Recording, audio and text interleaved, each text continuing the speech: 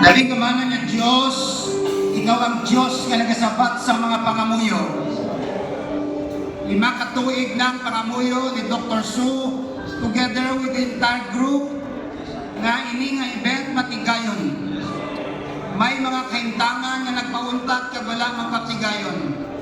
But in your right time tonight, ari kami. Dalayaw ng imong ngalan.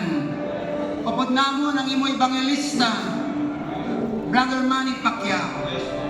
Napakamaayo kami sa iya kabuhi, sa iya ehemplo, sa iya sinseridad, kag sa madamo nga butang nga ginpaobra nimo sa iya. Sa siningatak na nagaisa kami sa pagpangamuyo. Padayon mo siya pagagamiton sa imong kadayawan. Padayon mo proteksyonan ang iya kabuhi adlaw kag gabi. Ang iya bugos na pamilya imo padayon nga inakupon. Kag ang imo handom mangimutang sa tagipuso niya para sa bugos nga pungsod patigayunon sa imong ngalan. Haplason mo siya sa paghaplas doble sang samuna. Kaalam nga doble sang samuna. Maayo nga buot sobra pa sang sauna. Kagang tanan nga iya pagatandugon, imo pa kamaayohon. Ang iya tanan nga katawan nga pagalabuton, imo pa kamaayohon. Kagang tanan nga mga plano sa iya tagipusoon, ikaw magapakamaayo. Padayon mo siya nga itibong sa imo kadayawan. Padayon mo siya ibutang sa nagakadapat niya butangan.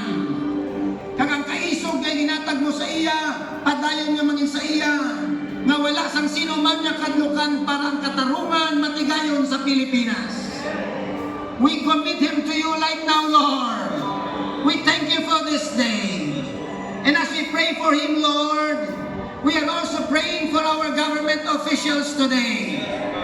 Some of them may be here tonight, some of them may not be here, but the prayers will always be stretched forth towards them. Ang among pangamuyo, himuwa sila tanan nga Diyos non na Diyos.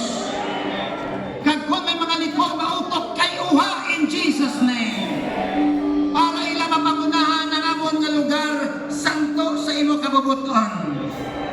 Ina-declare namon nga wala sang yawa ang makaupang sang imo kabubuton sa Pilipinas, sa Iloilo Province, sa Iloilo City. Subong at tiniyon hasta sa tiniyon sa eleksyon. Kagamong ginadeklarar ang matarong kag maayo nga eleksyon sa palabuton. Kagamong man ginadeklarar ang mga Diyos doon nga tao katulad kay Brother Manny Pacquiao. Amo ang iyong pagdag-on sa palabuton nga eleksyon. Bangod sila lamang ang makapatigayon sa imo kabubuton sa amon ginahigog mga Pilipinas.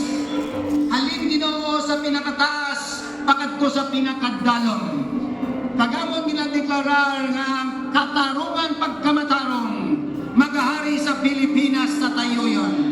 Pangunamo na intindihan nga ang kaunswagan, kaunlaran, ang kasanyugan, katabo lamang kung ang pagkamatarong nagahari sa amon katong-anan. Amon ginadeklarar na kung paano ikaw ang Ginoo sa amon kabuhi, Diyos kagari sa amon kabuhi. Mangin Ginoo, Diyos kagari ka man sang bugos na Pilipinas. Ginalkontra namon sa liwat ang mga padugi sang kaaway. Agamon ginadeklarar nga iya lamang kabubuton sang Diyos ang matuman sa giyap. Kami tanan nga rin bilang mga pastor. Padayon man nga pakamayon nga amon man itipong ang pagkamatarong sang Diyos sa amon mga areas of responsibilities. Bisan pa sa imong mga gimbutang na calling sa amon. Once again, Lord, we commit to you our dear brother Manny Pacquiao. In his coming in and his going out, Lord, wherever that might be. We also commit to you all the government officials today who are and are still in authority. And we also declare, Lord, once again that those who will be placed in authority in this coming election will only be there because you have decided to place them where they are.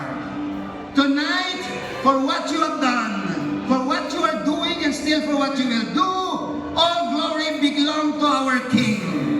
We declare that King Jesus is reigning in the Philippines. We declare that Jesus is Lord, the owner of everything, the sovereign ruler of everything.